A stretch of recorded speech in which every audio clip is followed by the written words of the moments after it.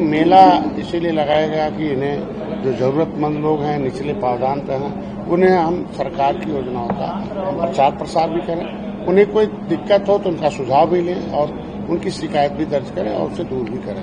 आज प्रधानमंत्री जी को धन्यवाद दूंगा, योगी जी को धन्यवाद दूंगा कि पहले मत्स्य मंत्रालय अलग नहीं था, अलग किया गया और मैं मत्स्य मंत्री बनाया गया और मत्स्य मंत्रालय पहली की सरकार 3,000 करोड़ रुपया 67 साल में दिया था, मेरी सरकार 41.5 करोड़ रुपया केंद्र से मिला और वो पहले पिछली सरकारें हवाई में रहती थी, हम धरातल पर आए हैं। इनमें इतनी योजना है तो प्रधानमंत्री मत्स्य संपदा योजना में 60% सब्सिडी अनुसूचित को है, महिला को है, 40% सामान्य को है। पूरे देश में मछुआरों को 60% सब्सिडी मिलती है, लेकिन उत्तर प्रदेश में दुर्भाग्य से कुछ पिछली सरकारों ने का नाम ओबीसी में डाल दिया और सामान्य में 40% पाते हैं। तो ये तो यह है कि उनका गणना एससी में हो, वो बताना था।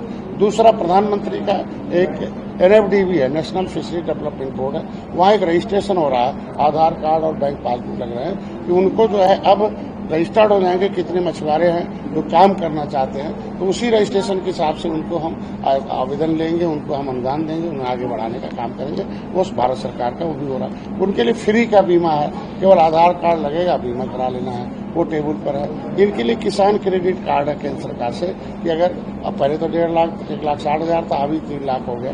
अब बिना गारंटी के 3 लाख रुपए ले लें, 7% ब्याज है, साल भर के अंदर हिसाब करेंगे तो केवल 4% लगेगा, 3% केंद्र से मिल जाएगा। तो ऐसे पट्टेधारक, ऐसे मछुआरे जिनके पास भूमिहीन 80% कुछ नहीं था, उसके लिए एक संजीवनी का काम हमारी सरकार कर रही है और इनके लिए ट्रेनिंग, शिक्षण, प्रशिक्षण नई परियोजनाओं के माध्यम से आधुनिकीकरण किया जा रहा है। उत्तर प्रदेश मुख्यमंत्री जी को धन्यवाद दूंगा कि पहले पट्टा कितनी विसंगति है कि अगर एक ही ग्राम सभा की जमीन है, अगर ऊपर जमीन है, अनुसूचित को पट्टा हो गया, उन्हें सरकार पैसा देके घर बनाएगी, व्यापार कराएगी। गड्ढे में पानी भर गया ग्राम सभा का, हमारा भी बिरादरी अगर पट्टा लेगा तो सरकार को कमा के देगा। हम 3,20,000 हर 5 एकड़ पर उन्हें अनुदान दे रहे हैं। इनके बच्चे अशिक्षित थे, अंग्रेजों से उजड़े, मुगलों से उजड़े हैं, पिछलों सरकारों से उजड़े हुए हैं। ऐसे में इनके शिक्षा के लिए मछुआ कल्याण कोष की स्थापना है। इनके बच्चों को पढ़ाने के लिए जो इंटर में होंगे 20,000, BA में होंगे 30,000, उससे ऊपर होंगे 50,000 देंगे। जिनका आय 2 लाख था, अब 3 लाख कर दिया माननीय मुख्यमंत्री ने। और अभी इनके बच्चियों की शादी के लिए भी दे दिया है कि 51,000 है, 2 लाख आय था, अब वो 1 लाख हो गया है और आय जो है 3 लाख से कम हो गया। कुछ नहीं करना है। और इनके लिए कोई, जिनके पास आयुष्मान भारत कार्ड नहीं था, ऐसे लोगों को जहाँ पैनल, जहाँ आयुष्मान भारत कार्ड का इलाज होता है जिस अस्पताल में, वहाँ जाए, बिना कार्ड के चले जाए और वहाँ जाके आराम से 14 रोग ऐसे हैं बड़े, वहाँ इलाज करा लें। अगर गंभीर रोग है कोई तो वहाँ आराम से भर्ती हो जाए 7 दिन। अगर कहीं जगह जगह भर्ती हैं तो भी मिला के 7 दिन भर्ती उनका माना जाए और 7 दिन भर्ती रहेंगे। 5 लाख रुपए तक का उनके इलाज करने की व्यवस्था। महिला सशक्तिकरण में निषाद राज की माता सुकेता के नाम से है। तो ऐसे हम विभिन्न परियोजनाओं के माध्यम से उनको हम अनुदान दे रहे हैं और इनको आगे इसीलिए मेला लगा दिया। फेडरेशन, अभी हम लोगों के यहाँ फेडरेशन है, समितियां पहले माफिया लोग ले लेते थे तो उसको नदी 50-50 किलोमीटर ले लिया और खा गए। अभी हमने हर 5 किलोमीटर का एक खंड बना दिया। अब नदियों का जो पैसा होगा, पैसा तो ठेके में आएगा, लेकिन उसी क्षेत्र का जो ग्राम सभा होगा 25% उसमें, उस क्षेत्र का जो जिला पंचायत होगा उसमें 25% और 50% उस जिले में मत्स्य विकास निधि के रूप में हम उनको खर्च करेंगे।